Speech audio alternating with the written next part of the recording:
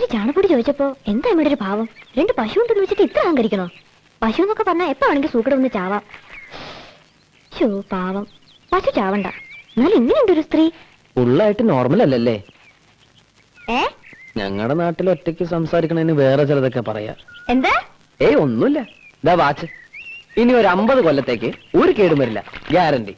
അല്ല, മിനിറ്റ് സൂചി കിട്ടിയപ്പോ മണിക്കൂർ സൂചി പോയിണ്ടാവോ? നോക്കണം. ഇതിന്റെ ചാർജ് എത്രയാ? ബില്ലേനെ അയക്കാം. എന്തേ?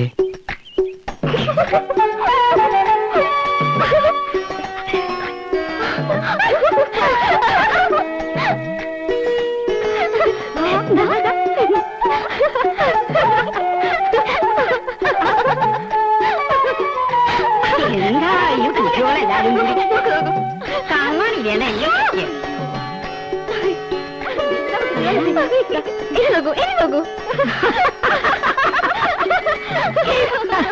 കാണാനില്ലേ?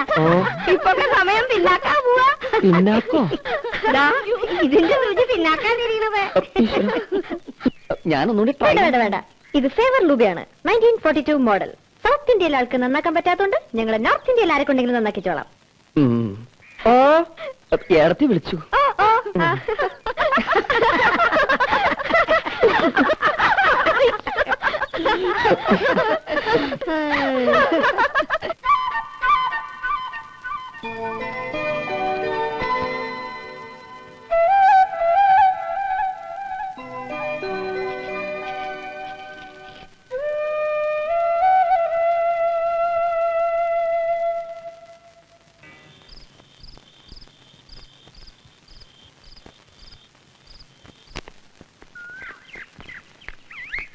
Hello hello, favour Leuba.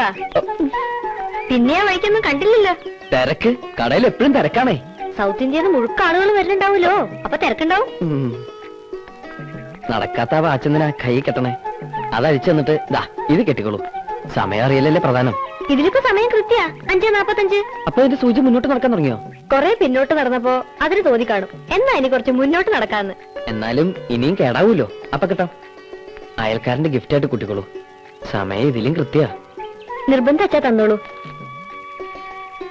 മുത്തശ്ശി കെട്ടിക്കോളൂ. ടൈം പീസ് പൂച്ച തട്ടിയിട്ട് ഉടച്ചതുകൊണ്ട് സമയം അറിയാൻ പറ്റില്ലാന്ന് മുത്തശ്ശി ഇന്നലെ കൂടി പറഞ്ഞു കേട്ടു. വലിയ ഉപകാരം കേട്ടോ. ഇത് ഗിഫ്റ്റ് തന്നെയല്ലേ, കൊടുക്കാൻ ബില്ലേക്കരുത്. ഇന്നലെ കൈ ഒരുപാട് പൊള്ളിയല്ലേ? കൈ പൊള്ളു? ആ, സന്ധ്യക്ക് കാർത്തികളൊക്കെ വെച്ചപ്പോ.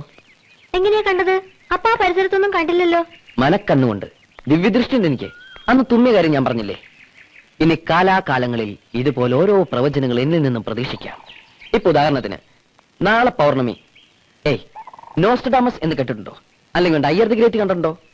അതിലെ മമ്മൂട്ടിയെ പോലെ എന്റെ പ്രവചനങ്ങളും ഇനി സംഭവിക്കാൻ പോവുകയാണ്. നാളെ രാത്രി താൻ ഉറങ്ങിക്കിടക്കുമ്പോ സമയം ഏതാണ്ട് 12-ന് 1 മിനിറ്റ് മുമ്പുള്ളപ്പോൾ വിദൂരതയിൽ നിന്നൊരു പാട്ടൊഴുകിയെത്തുന്നു. താൻ അറിയാതെ ഉറക്കമുണർന്നു പോകുന്നു. പാട്ടിന് ചെവി ഓർക്കുന്നു. എവിടെ നിന്നാവും ആ പാട്ടെന്നറിയാൻ അപ്പുറത്ത് കിടക്കുന്ന ചേച്ചിയെ ഉണർത്താതെ താൻ മെല്ലെ എഴുന്നേറ്റ് ജനലിനരികിലേക്ക് വരുന്നു. അപ്പോൾ വിദൂരതയിൽ ഉറങ്ങാതെ കണ്ണിൽ എണ്ണ ഒഴിച്ച് ഒരു പാവം നക്ഷത്രം. ആ നക്ഷത്രം തന്നെ തന്നെ നോക്കി പറയും, ഐ ലവ് യു. കാള വാല് പൊക്കണ കണ്ടപ്പോഴേ മനസ്സിലായി സൂക്കട് എന്താണെന്ന്. ബാക്കി ഞാൻ ഭാരതീയച്ചൂട് പറഞ്ഞോളാം. ഗിഫ്റ്റ് എന്ന വാച്ചും അവിടെ ഏൽപ്പിക്കാം. കാളകൾ വാല് പൊക്കണ കാരണം ഒരു കാര്യവും പറയാൻ പറ്റണല്ലോ ഈശ്വര.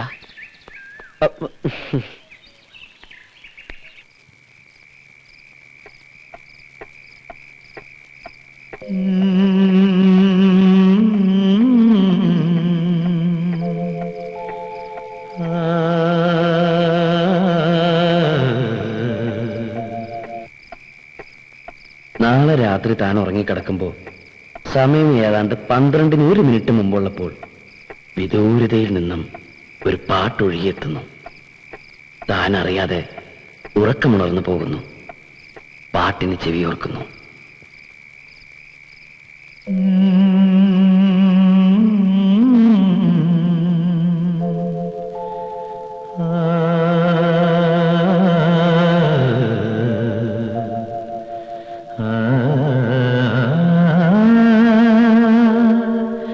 ആ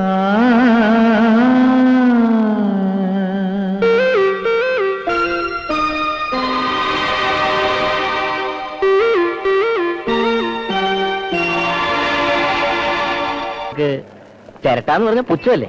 സായിപ്പന്മാര് തന്നെ വരണം ഇതൊക്കെ വാങ്ങാൻ. സീസൺ അല്ലാത്തതുകൊണ്ട് ഒരു കുഞ്ഞിനെ കാണാനുമില്ല. കഴിഞ്ഞ പ്രാവശ്യം കൊണ്ടുവന്നെ ബാക്കിയാ. വില കുറയ്ക്കാൻ വേണ്ടി പ്രഭാരേട്ടൻ അങ്ങനെയൊക്കെ പറയും. സൊസൈറ്റിക്ക് ലാഭം ഉണ്ടാക്കി കൊടുത്തിട്ട് എനിക്കെന്താ കുഞ്ഞ്? ഈ കുട്ടി കഷ്ടപ്പെട്ടുണ്ടാക്കണതല്ലേ. മൊത്തം ഒരു 500 ഇടാ അല്ലേ? അയ്യോ അതുപോലെ പ്രഭാരേട്ടാ, ഒരു 750 തരണം. അത് ഇത്തിരി കൂടുതലാ. കൂടിയ ഒരു 550 അതിനേ ഉള്ളൂ. എന്നാ 600? 550 കൂടുതലേ കുട്ടി. എന്നാ ഒരു 575 25 റുപ്യക്ക് 2 കിലോ പഞ്ചസാര കിട്ടും പ്രഭാരേട്ടാ. ഭരതമാഷക്ക് ഇങ്ങനെ ഒരു കുട്ടിയോ? എന്തൊരു കണക്ക് പറച്ചിലത്. എന്തിനാ അതൊക്കെ വാങ്ങിയത് എന്റെ കുട്ടിയോളെ? അത്യാവശ്യത്തിനുള്ളതൊക്കെ ഉണ്ടല്ലോ എന്റെ കയ്യില്. ഇത് മുത്തശ്ശിയുടെ പിറന്നാളിന്റെ വകയാന്ന് കൂട്ടിക്കോളൂ. അന്നൊന്നും വാങ്ങാൻ പറ്റില്ലല്ലോ. എന്റെ ശമ്പളം വീട്ടു ചെലവിന് തന്നെ തികയണില്ല. അതിന്റെ കൂടെ ഇത് എന്റെ വകയൊന്നുമല്ല, ഇച്ചേച്ചിയുടെ വകയാ. ആട്ടക്കാരുടെ മക്കളാരില്ലേടിയുടെ?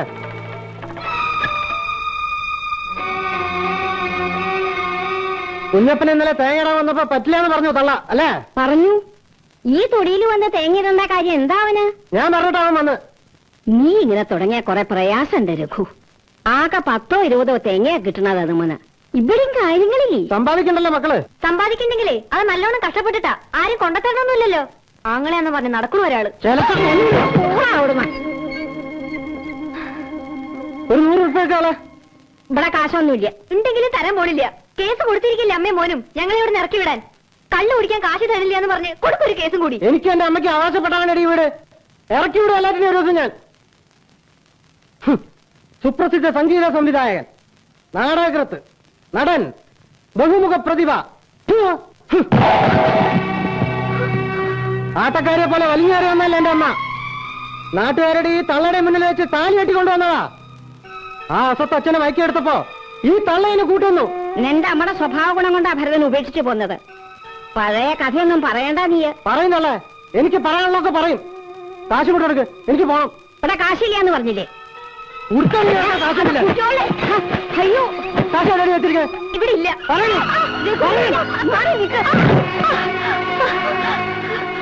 അയ്യോ എന്റെ കുട്ടി.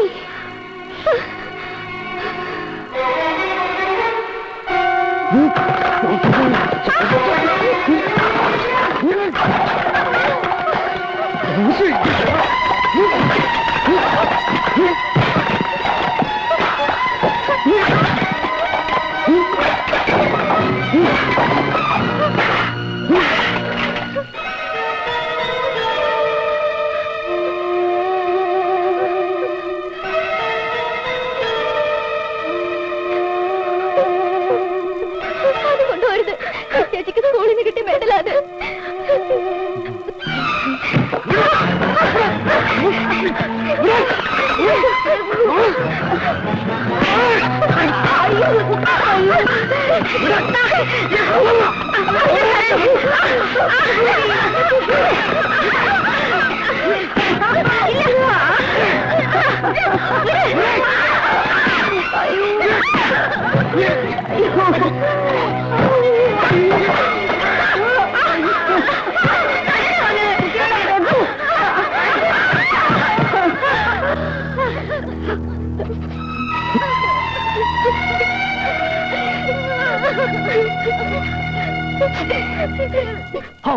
കഷ്ടായിപ്പോയി, മഹാകഷ്ടായിപ്പോയി.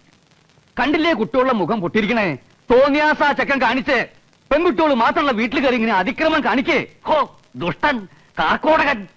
ഇതൊക്കെ ഞാൻ പറഞ്ഞിരിക്കുന്നു. ഇത്ര എന്നെ കൊണ്ട് പറ്റൂ. അച്ചുവേട്ടൻ അങ്ങനെ പറയുന്നത്. പിന്നെ എങ്ങനെ പറയണം? മയക്കെടുത്ത് നാട്ടുകാരെ മുഴുവൻ വിളിച്ചു കൂട്ടി പ്രതിഷേധയോഗം നടത്തണോ? അച്യുതന്റെ അടുത്തല്ലാണ്ട് അവരാരുടെ അടുത്താ പോയി പറയാ? ഓ ഉണ്ടല്ലോ അയൽക്കാര്. വേണമെങ്കിൽ നാട്ടുകാരെ മുഴുവൻ വിളിച്ചു കൂട്ടാം, അല്ലെങ്കിൽ പോലീസിൽ കംപ്ലൈന്റ് കൊടുക്കാം. കള്ളുകൂടി അടിപിടിയായിട്ട് നടക്കുന്നവരെന്ത് പോലീസ്? വെറുതെ വാശി കൂട്ടാന്നല്ലാണ്ട്. എന്നാ പിന്നെ മിണ്ടാണ്ട് ഇറങ്ങി കൊടുക്കുക. ഉപദ്രവം ഉണ്ടാവില്ലോ. എന്നിട്ടൊരു വീട് വാടകയ്ക്ക് എടുക്കുക. ഉദ്യോഗസ്ഥ ഉണ്ടല്ലോ, ഉദ്യോഗസ്ഥ. അങ്ങനെ ഞങ്ങൾ ഇറങ്ങി കൊടുക്കില്ല. മുത്തശ്ശിക്കും കൂടി അവകാശപ്പെട്ടതാ വീട്. മുത്തശ്ശിക്ക് അവകാശമുണ്ട്. പക്ഷേ നിയമപരമായിട്ട് ഇപ്പോഴും അവന്റെ അമ്മ തന്നെയാ നിങ്ങളുടെ അച്ഛന്റെ ഭാര്യ. കോടതിയുടെ മുമ്പിൽ നിങ്ങളെ വെപ്പാട്ടിയുടെ മക്കളാ. ഇങ്ങനെ കണ്ണ് ചോരിയില്ലാണ്ട വർത്തമാനം പറയരുത് അച്യുത. ഒന്നുമില്ലെങ്കിൽ നീ അവരുടെ അമ്മാമിയല്ലേ? അമ്മാമ അങ്ങനെ ഒരു വിചാരമുണ്ടോ വിറ്റോളക്ക്? അഹങ്കാരല്ലേ അഹങ്കാരം. അങ്ങനല്ലേ വരൂ. അച്ഛന്റെ മക്കളല്ലേ. പുച്ഛായിരുന്നു പുച്ഛം. ഞാൻ പിശുക്കനാണ്, അരസികനാണ്, വലിയ കലാകാരനല്ലേ. മദ്രാശിയിൽ ഡാൻസ് പഠിക്കാൻ പോയ പെണ്ണിനെ വശീകരിച്ചെടുത്തതാ സംഗീതം പാട്ടെന്നൊക്കെ പറഞ്ഞ്. ഒന്നേ ഉണ്ടായിരുന്നുള്ളൂ പെങ്ങളായിട്ട്. അറിയോ സുകുമാരന്? അതൊക്കെ പഴയ കഥകളല്ലേ, അവര് മരിച്ചും പോയി. പഴയ കഥയ്ക്ക് പുതിയ പതിപ്പ് ഇറങ്ങിയിട്ടുണ്ടല്ലോ. കണ്ടില്ലേ ഒരുത്തി കോളേജിൽ നിന്ന് ഒരുത്തന്റെ കൂടെ പ്രേമിച്ചോടിപ്പോയി. അമ്മയുടെ പാരമ്പര്യം. അതിന്റെ പേരിൽ നാണക്കേടിന്റെ പങ്ക് അച്ചുവന്നായിരുന്നു. മതി വിസ്തരിച്ചത്.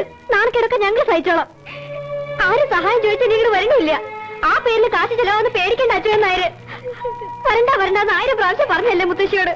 ഇപ്പൊ തൃപ്തിയായില്ലേ? ഇറങ്ങിട്ടോ അങ്ങട്.